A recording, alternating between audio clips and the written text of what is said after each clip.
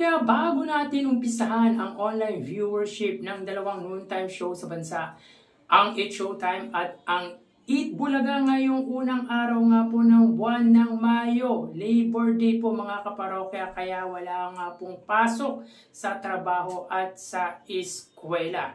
So kanina nga po mga kaparokya ay nag-celebrate ng kaarawan si Miles Ocampo sa Eat Bulaga at very thankful nga daw si Miles Ocampo dahil napasama nga po siya sa pamilya ng mga legit barkads na Eat Bulaga. And of course, kanina nga po ay participants ang ilang mahal sa buhay ni Miles Ocampo tulad ng mga kapatid nito at ang kaibigan niya po ni Miles Ocampo na si Nikki. Of course, hindi po mawawala dyan yung mga nagsipagbati sa kanya tulad ng kanyang boyfriend na si Elijah Canlas. Kanina din po mga kaparokya, sobra ang tilian nga po ng audience nang lumabas si Matteo Guidicelli sa stage nga po ng Eat Bulaga. Talagang kinilig ang mga nasa audience sa asawa nga po ni Sarah Geronimo.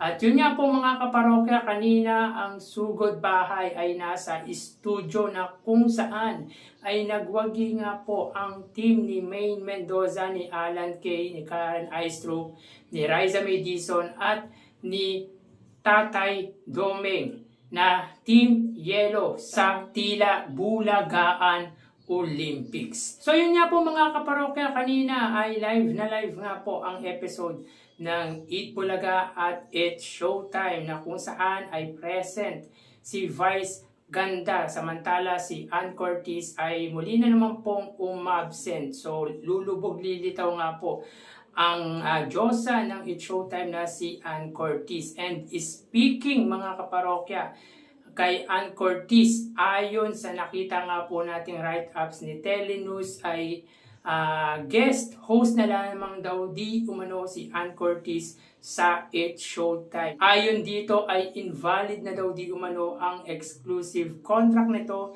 sa ABS-CBN. Dahilan kung bakit tuloy na nga po ang paglipat nito sa TV5.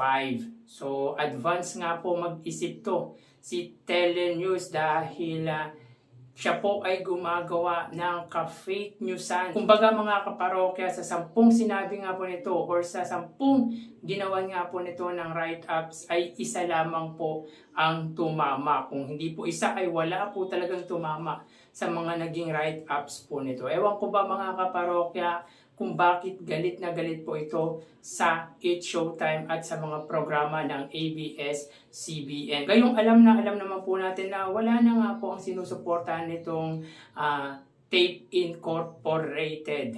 So dito mga kaparokya, hanggat walang binibigay or nilalabas na statement si Ann Curtis, ay magsisilbi po itong walang katotohanan. Unless kung magbibigay nga po ng statement ang Diyosa ng madlang people na si Ann Curtis with regard nga po sa exclusive contract nito sa ABS-CBN. And of course, yung pagiging co-host nga po nito sa nasabing noontime program. Sobrang busy lang po talaga ni Ann Curtis dahilan kung bakit hindi nga po siya nakakapasok araw-araw sa It Showtime. Pero again mga kaparokya, as long as wala pa nga pong binibigay na statement si Ann Curtis with regard nga po dito, which is for me ay hindi po talaga magbibigay ng statement si Ann Curtis dahil wala naman pong katotohanan ang inilathalang ulat regarding nga po kay Ann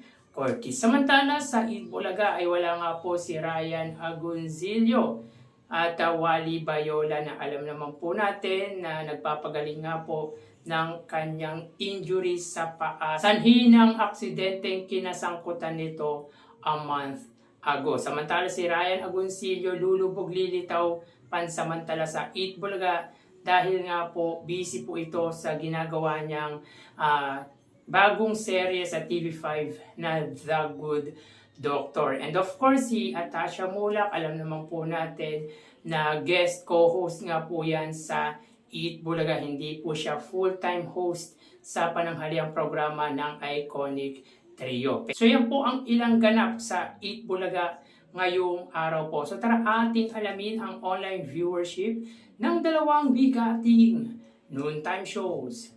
Para sa Eat Bulaga under TVJ Facebook page na may 4.1 million followers at sa Eat Showtime na may 20 million followers. So sa oras na 1:56 PM, ang Eat Showtime po ay may kasalukuyang segment na tawag na ang tanghalan.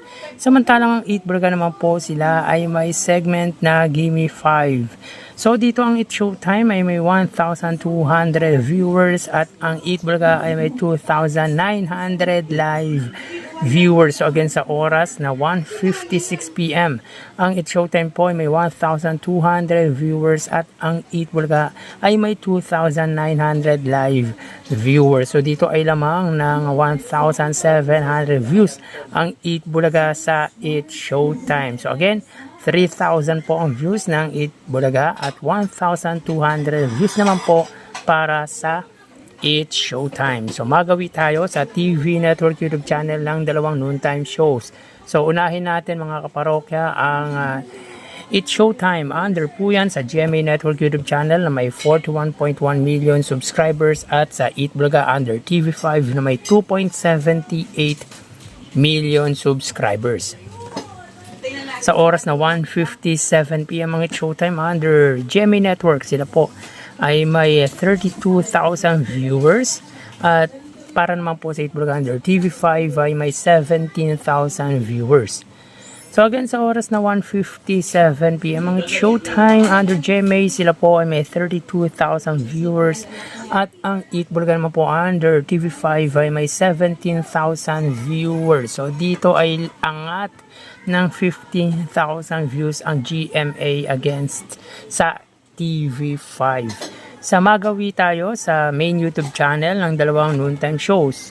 Para po sa Eat Showtime under ABS-CBN Eat Showtime na may 2.79 million subscribers at sa Eat Bulaga naman po under Eat Bulaga TVJ YouTube channel na may 1.81 million subscribers.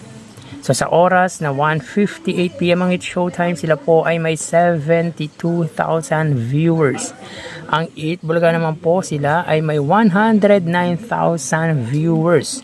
So again sa oras na 1:58 PM ang Eat Showtime, sila po ay may 72,000 viewers at ang Eat Bulaga naman po ay may 109,000 viewers. So bali ang total na nakuha ng dalawang noontime shows ay ng Eat Showtime ay 105,000 viewers at 129,000 views naman po sa Eat Bulaga. Sa main Facebook page at YouTube channel ay angat nga po dyan ang Eat Bulaga sa Eat Showtime at pagdating sa TV Network YouTube channel ay wagi naman po dyan ang GMA laban sa TV5.